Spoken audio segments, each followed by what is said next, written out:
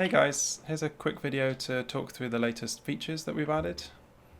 If you want to get an overview of the features, you can head to Learn, Version History, and these are the previous two releases. So we've added support for Nvidia AI accelerated denoiser, and we've updated the camera model so that you can replicate physical cameras. So this is the denoiser. So this is without the denoiser, and then if I press F1 and turn on use denoiser, this is now with the denoiser. So what it's doing is intelligently filling in the blanks, if you like. So it's guessing what the image should look like through the noise, and it resolves far quicker than without the denoiser. So this is at 300 passes. If I turn the denoiser off, you can see the image is still quite noisy as it resolves. Turn it on and butter smooth.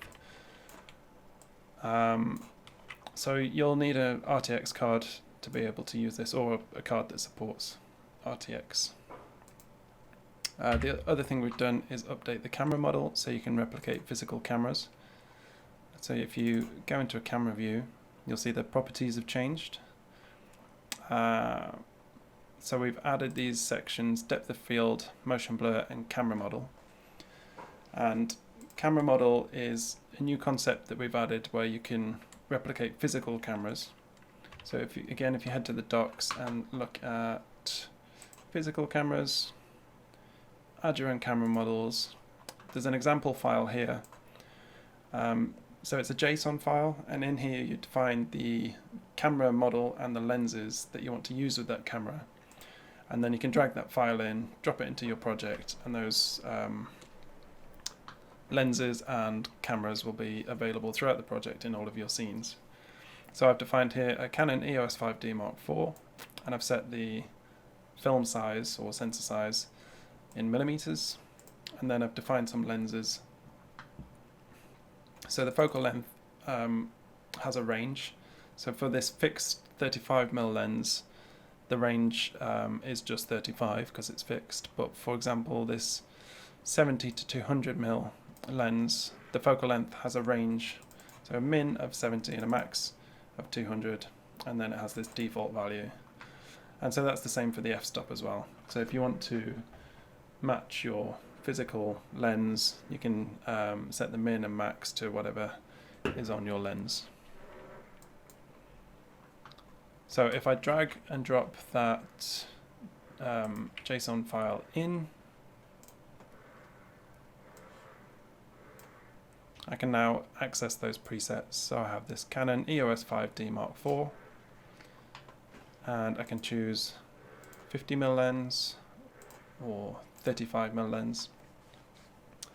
And so this focal length property here is not editable. You don't want to eat it. So it's not editable because it's a fixed lens, but on the 70 to 200mm lens, I can move it through the range. Or I could go back to completely free and set it to whatever I want. So let's go back to 35. So with the depth of field, you have the f-stop as well, so that's also a range depending on the lens preset.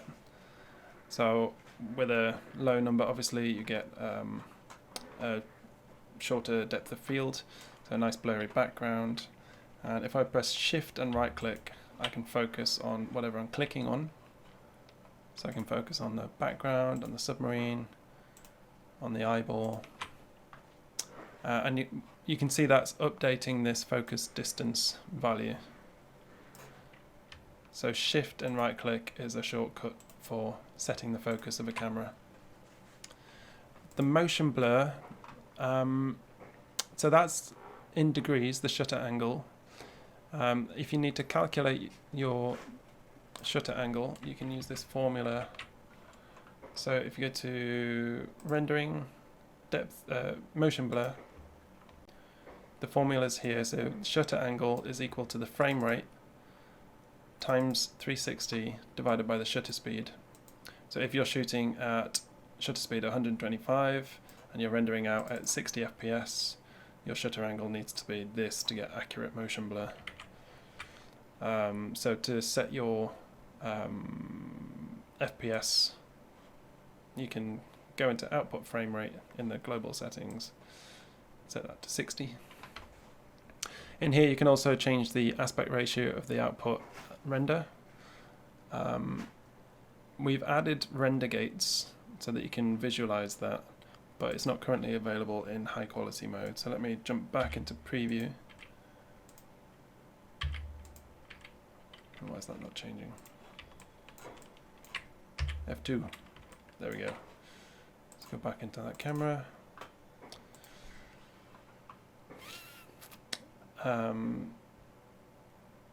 So I can fit to output gate or fit to film gate. So the film gate is drawing this white box. Let me just move the camera so it's a bit easier to see. So we have this white box and we have this red box. The red box is our output gate and the white box is our film gate. I can also change these properties here, so we have access to the global properties here on the camera. So if I choose fit to output gate and then choose to not render outside of gates, everything you see now is going to be in the final rendered image. If you want to view the film gate and render outside of the film gate, you can do so and you'll just see the bars indicating where the gates are. And you can turn these off, turn them back on, and you have access to those settings here as well in the viewport. So we will be adding this feature to high quality mode soon as well. So that's it for the latest features. If you have any questions, then hit us up in the Discord channel. We're here to answer questions. So otherwise, I'll see you soon. Thanks.